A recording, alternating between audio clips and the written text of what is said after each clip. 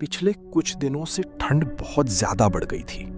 इसी वजह से लोग भीड़ भाड़ वाली जगहों पर कम ही दिखाई देते थे।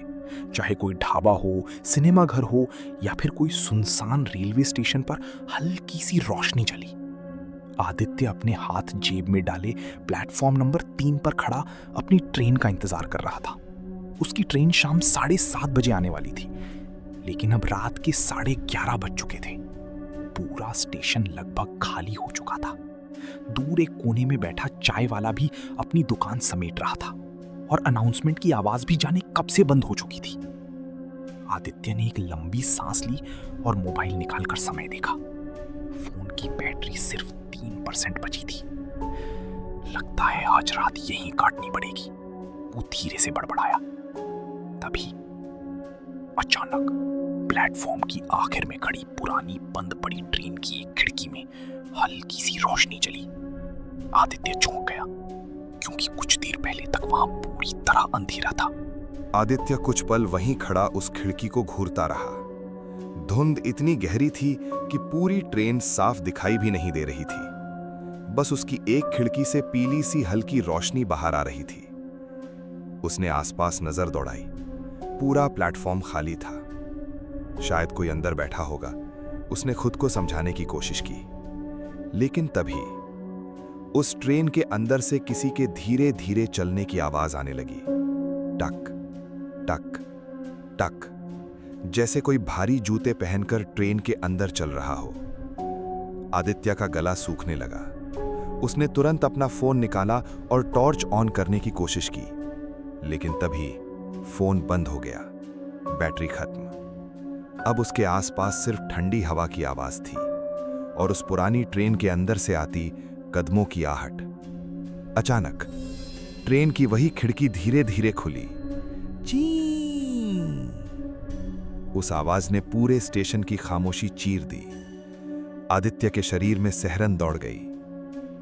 खिड़की खुलते ही अंदर से किसी बूढ़े आदमी का चेहरा दिखाई दिया। उसकी आंखें पूरी तरह काली थीं और चेहरा ऐसा लग रहा था जैसे कई दिनों से किसी ने उसे देखा तक न हो। वो आदमी बिना पलक झपकाए बस आदित्य को घूर रहा था। आदित्य डरकर 2 कदम पीछे हट गया। तभी स्टेशन के पुराने स्पीकर अपने आप चालू हुए। प्लेटफॉर्म नंबर 3 पर आने वाली ट्रेन मृत यात्रियों की अंतिम यात्रा है। आवाज बीच में ही कट गई। आदित्य के पैरों तले जमीन खिसक गई, क्योंकि स्टेशन पर तो बिजली तक नहीं थी। फिर ये अनाउंसमेंट कैसे हो रही थी? उसने घबराकर पीछे मुड़कर देखा, लेकिन अब प्लेटफॉर्म पूरी तरह बदल चुका था। जहां कुछ देर पहले टूटी बेंचें और बंद दुकानें थीं, अब वहां दर्जनों लोग खड़े थे। सभी ने पुराने जमाने के कपड़े पहने हुए थे और सबसे डरावनी बात, उन सब के चेहरे नीचे झुके हुए थे, एकदम शांत, एकदम स्थिर, जैसे वो इंसान नहीं कुछ और हों। तभी उन सभी लोगों ने धीरे धीरे अपना सिर उठाया और उनकी आंखें पूरी तरह सफेद थीं। आदित्य की सांसें तेज हो चुकी थीं। उसका दिल इतनी जोर से धड़क रहा था कि उसे खुद अपनी धड़कनों की आवाज सुनाई दे रही थी। वो धीरे धीरे पीछे हटने लगा, लेकिन तभी पूरा प्लेटफॉर्म अचानक अंधेरे में डूब गया। 1 सेकंड के लिए सब कुछ गायब हो गया।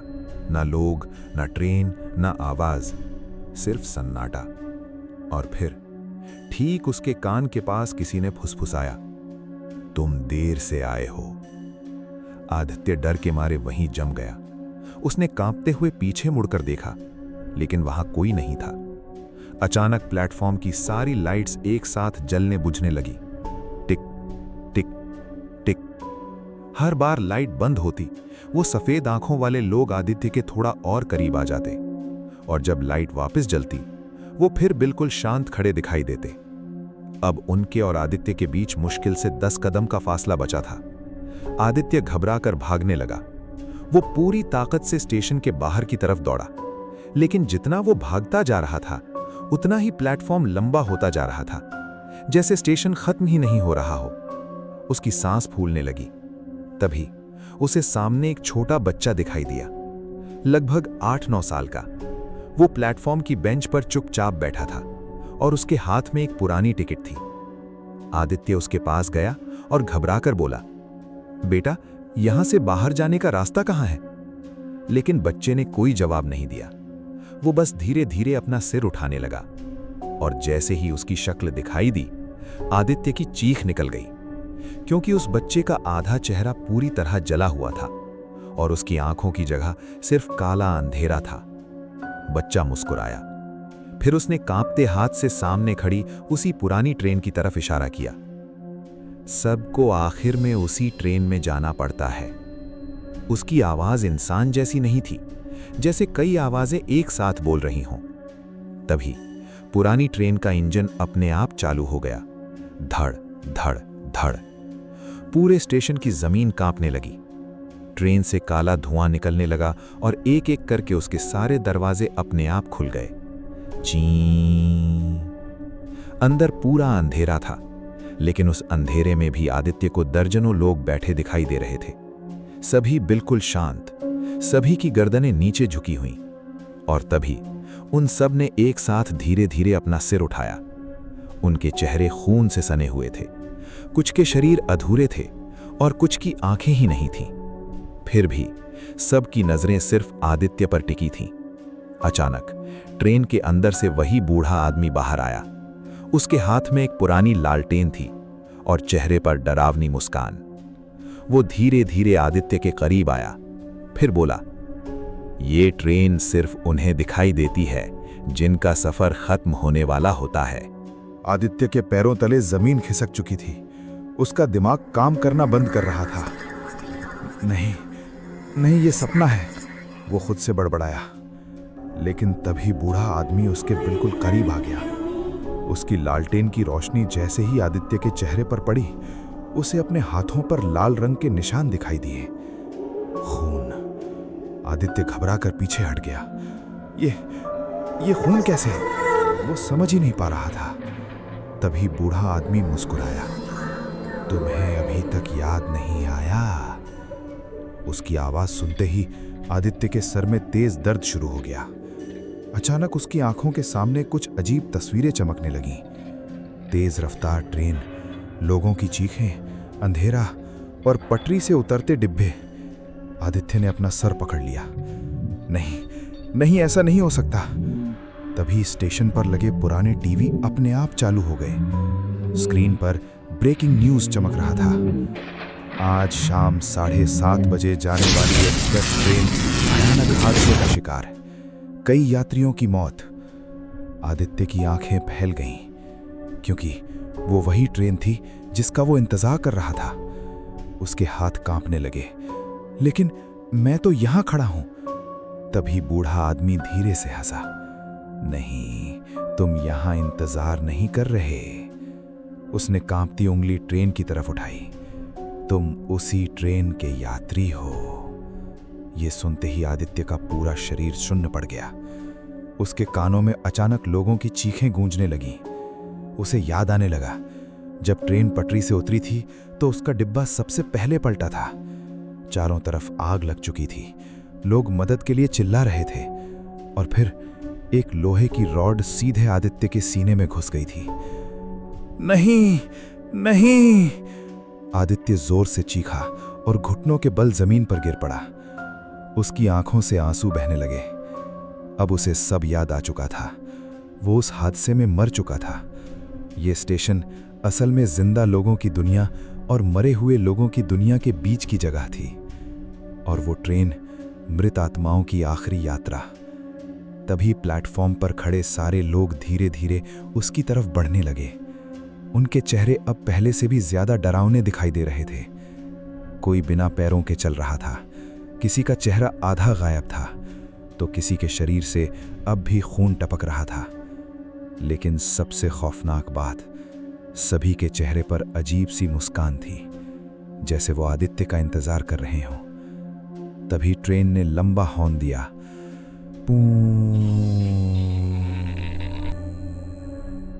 पूरा स्टेशन कांप उठा। बूढ़े आदमी ने धीरे से कहा, समय हो चुका है। और उसी पल ट्रेन के अंदर बैठे सारे मृत यात्री एक साथ खड़े हो गए। आदित्य डर के मारे पीछे हटने लगा, लेकिन अब बहुत देर हो चुकी थी। ट्रेन के अंदर खड़े वो सभी मृत यात्री धीरे धीरे उसकी तरफ देखने लगे। उनकी आंखों में अजीब सी चमक थी, जैसे उन्हें अपना अगला साथी मिल चुका हो। अचानक पूरे स्टेशन की घड़ियां एक साथ बजने लगी। टन टन टन। ठीक 12 बजे थे और जैसे ही आखिरी घंटी बजी, प्लेटफॉर्म पर खड़े सारे लोग एक साथ चीखने लगे। उनकी चीखें इंसानी नहीं थीं, जैसे सैकड़ों घायल आत्माएं एक साथ दर्द में चिल्ला रही हों। आदित्य ने अपने कान बंद कर लिए। उसकी आंखों के सामने सब कुछ हिलने लगा। तभी उसने देखा कि उसके हाथ धीरे धीरे पारदर्शी होने लगे थे। उसकी उंगलियां धुएं की तरह गायब हो रही थी। नहीं नहीं, मुझे यहां नहीं रहना। वो चीखते हुए प्लेटफॉर्म से नीचे कूद गया और पटरी की तरफ भागने लगा। लेकिन अगले ही पल उसके पैर किसी चीज से टकराए। वो जोर से नीचे गिर पड़ा। जब उसने नीचे देखा तो उसकी सांस रुक गई। पटरी पर दर्जनों जले हुए हाथ पड़े थे, जो धीरे धीरे उसकी टांगें पकड़ रहे थे। हमें छोड़कर मत जाओ, वो सभी हाथ एक साथ फुसफुसा रहे थे। आदित्य डर से कांप उठा और पूरी ताकत लगाकर खुद को छुड़ाने लगा। तभी सामने अंधेरे में उसे एक दरवाजा दिखाई दिया, पुराना लोहे का दरवाजा, जिस पर लिखा था एग्जिट। आदित्य की आंखों में उम्मीद लौट आई। वो पूरी ताकत से उस दरवाजे की तरफ भागा। पीछे से बूढ़े आदमी की आवाज गूंजी, कोई यहां से वापस नहीं जाता। लेकिन आदित्य रुका नहीं। वो भागता रहा और आखिरकार उसने दरवाजा खोल दिया। धड़ाम। जैसे ही दरवाजा खुला, तेज सफेद रोशनी उसकी आंखों पर पड़ी। अगले ही पल आदित्य ने खुद को अस्पताल के बेड पर पड़ा पाया। उसकी सांसें तेज चल रही थीं। पास में डॉक्टर और नर्स खड़े थे।